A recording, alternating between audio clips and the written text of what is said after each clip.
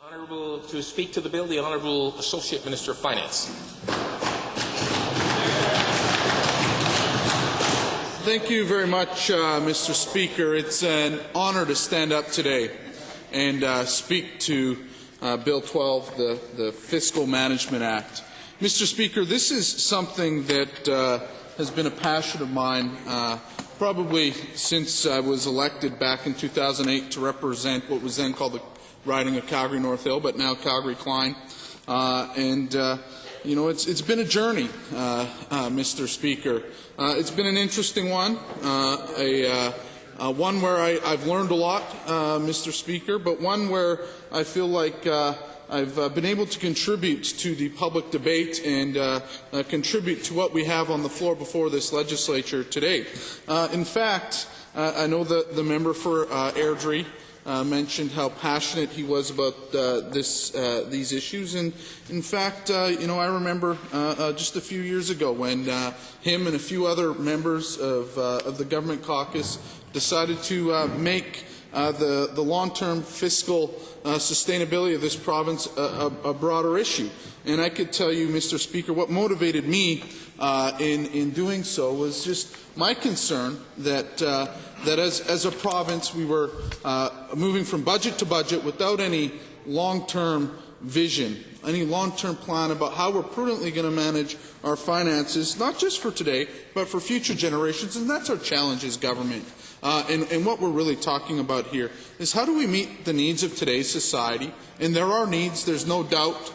Every single one of us go out to our constituents and engage them in discussions about what would make their community better, what would make things easier for their family. And there's all sorts of needs. And as government, as their elected representatives, we bring those to the table and we're asked to make some very tough decisions. What's important, though, is that we meet those needs and that we do so in a way that doesn't put any future burden onto future generations. And that's whether that future burden means a substantial cut in public services because we just can no longer pay for them moving forward, or whether it means increasing taxes. I know that, Mr. Speaker, when I come to this legislature every single day, it's my goal to make sure that every single advantage that Albertans enjoy today, whether it be the quality of life that they receive through the economic opportunities that they have that rival anywhere else in this world, or whether it be the quality of life in their communities that they have through investment in public services and infrastructure, or whether it be the quality of life that they have through being able to keep more of their hard-earned taxpayers in their own bank accounts and in their own pockets for them to decide what to do. Mr. Speaker, that's what I come here to this Assembly every day to talk about. And so it was ecstatic when the Premier asked me after the recent election to serve as Associate Minister of Finance. And in her mandate letter to me, she asked me to go out and talk to Albertans about the purpose and the use of and how we can build up the Alberta Heritage Savings Trust Fund, as well as looking at different ways to explore options to finance public infrastructure projects in this province. And so myself and the Minister of Finance and President of the Treasury Board developed a plan to go out and talk to Albertans, to allow Albertans to come and talk to us at public town hall meetings, to allow them to go out online and fill out a survey. And we went and reached out to some of the experts, the financial experts in this province, people that run businesses, multi-billion-dollar corporations, academics that study public economics and other economic fields, to give us advice on what they think the direction that we should go. And let's be honest, as the Minister of Finance explained in his budget speech, is that we are at a watershed moment. It seems every 20 years we make changes to our fiscal framework, to the way that we're managing our finances, to ensure that we have these principles of intergenerational equity when it comes to public services and taxes, Mr. Speaker. So we went out and did that consultation. And I just wanted to talk about these two particular areas, the savings part and the capital financing part that are part of my mandate letter, Mr. Speaker. One of the things that struck me as we went out and talked to Albertans is Albertans have tremendous pride about the Alberta Heritage Savings Trust Fund.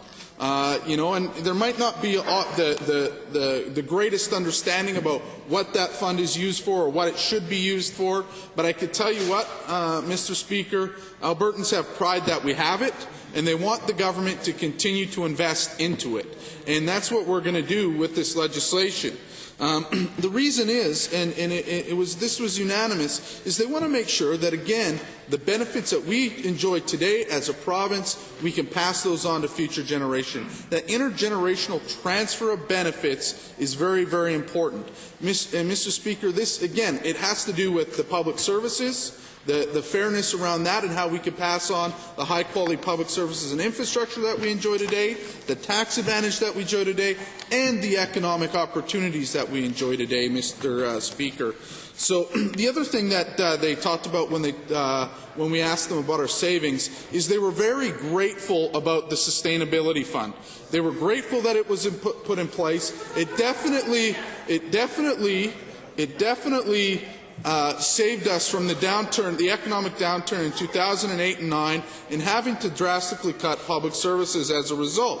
What we did hear back, though, Mr. Speaker, was that there was some confusion about what exactly was the purpose of the sustainability fund. It seemed like a majority of it, to be honest, actually went into capital projects, and that's not a bad thing, Mr. Speaker, but they weren't sure whether it was a capital account or a fiscal stabilization account, and in fact, its origins actually started off as both those separate things. And so what we did is a lot of the experts that we engaged in this process suggest that it's important to have there as a fiscal stabilization fund to provide you to get through some of those ups and downs, being a non-renewable resource economy, but that you should manage your capital in a different way. And so that's what we've done. So what we've done is we've repurposed the sustainability fund to be more like a contingency reserve. This was something that was championed by the Calgary Chamber of Commerce. And what we've done is we've come up with a policy that will allow us to take right off of the top of our non-renewable resource revenue a percentage on a sliding scale. And it's 5% on the first $10 billion, 25% on the next $5 billion, and 50% on any money coming in after the $15 billion. And, Mr. Speaker, this does two things. This is going to allow us to grow our Alberta Heritage Savings Trust Fund in real terms, something that hasn't happened in a while. And I will admit that this is something that I don't think is a proud record of the government. I think that we could have been doing a better job in this area in past years. But I can tell you that when this Premier became leader of this party, this was something that one of her passions that we continue to put into place, or we establish a policy that will allow us to grow that fund in real terms, like Peter Lougheed envisioned when he brought it in originally. The other thing that I think is very, very important is we can talk about spending controls and legislative spending controls, but when you take money off of the top of non-renewable resource revenue, that essentially acts as a spending control. Okay, it's more flexible, yes, than legislating inflation plus population growth. But let's consider this for a second, the whole concept of inflation plus population growth and legislating that. It's well known that that's a pretty simplistic way in determining how government or public expenditures should grow. I could tell you two examples of where it doesn't make sense. When you have an aging demographic, Mr. Speaker, that adds additional costs that are beyond the growth of inflation and the growth of your population. And that you just can't account for those types of things by such a simplistic formula. And we do know that we do have an aging population in this province, and the pressures that are going to be on public services as a result of that need to be accommodated, or the government needs to have the ability to be able to accommodate those pressures. Again, Mr. Speaker, another example is around economic growth. Quite honestly, economic growth is not proportionately correlated to the growth of inflation plus population, yet it puts tremendous pressure on public infrastructure here in the province. And again, Mr. Speaker, so let's have some intellectual honesty and be honest with ourselves that this whole notion of inflation plus population growth is a great guideline. It is a great guideline, and if you ignore that guideline for long-term periods of time, you might run into problem. But is it something that should be legislated for year over year over year over year? No, Mr. Speaker, that doesn't make sense. It doesn't allow the government to provide effective public services that are needed in the communities. And so, Mr. Speaker, what we've done is, in bringing forward this savings policy, is we've we've allowed that a policy that limits the government's ability to spend all of the revenue that it brings in every year, but provide and control spending, but allows flexibility on a year-over-year basis to meet the needs of the population.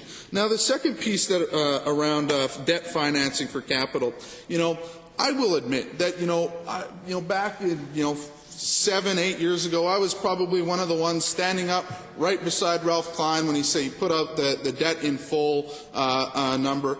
But I could tell you when that happened, I was elected to the public school board in Calgary, and one of the biggest issues that I faced on my term as a school board trustee is the fact that there were a number of communities that didn't have schools. That was a consequence of that policy decision. And I could stand here today, like Ralph Klein did back in 2007, when he said that probably was a mistake. Mr. Speaker, there's a number of ways to finance capital projects, and not one of them is right and not one of them is wrong. In fact, there's 3 major ways. You can do the pay-as-you-go, where you pay for cash. You can do a P3 project, or you can debt finance it through some sort of public debt instrument. Okay? Mr. Speaker, we should allow the government to be open to all 3 of those where they make financial sense, Mr. Speaker. This isn't an ideological argument as to you take a bunch of those off the table. You utilize those tools when they financially make sense based off of sound financial analysis, not based off of some ideology.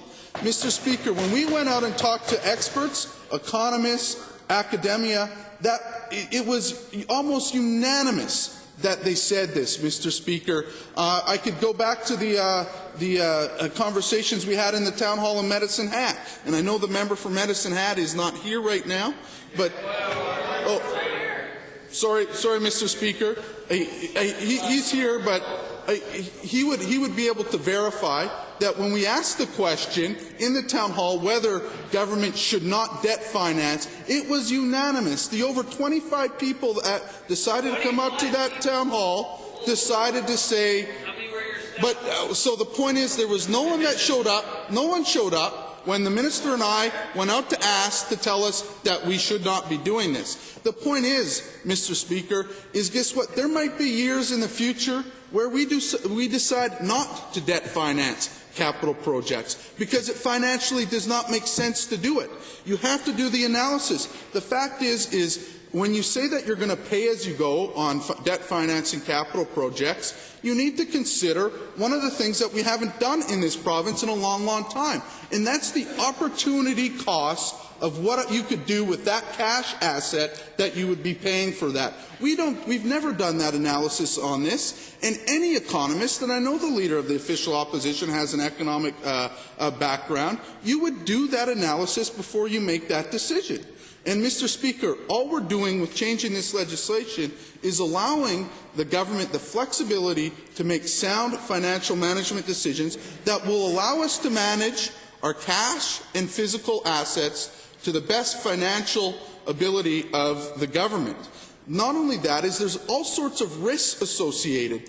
The traditional pay-as-you-go, where you debt or where you pay cash and you go out to public tender, has risk associated with it. Typically, cost overruns are passed on to a government. This is where P3s have their advantage, is because the government shares those risks with the other partners in that project. This is all part and parcel of the complexity of doing this work that cannot be fit nicely into some ideological box that government should or should not have debt. The fact is all governments have debt. Debt is part of cash management. It's part of asset management. And what's important is that the government is transparent and puts that information out there, and that we do so in a way that has limitations. And that's what we go to. And there's a number of lessons, I think, that we need to learn throughout the world, whether it's right here in our backyard or over across the ocean. And I think the lesson from the Klein era, and as the document that I tabled earlier, that even Ralph Klein recognized himself, is that we cannot be so ideological in that we would not have the government have any debt. I mean, at the time, when we were going through the boom, we didn't have any debt, Mr. Speaker.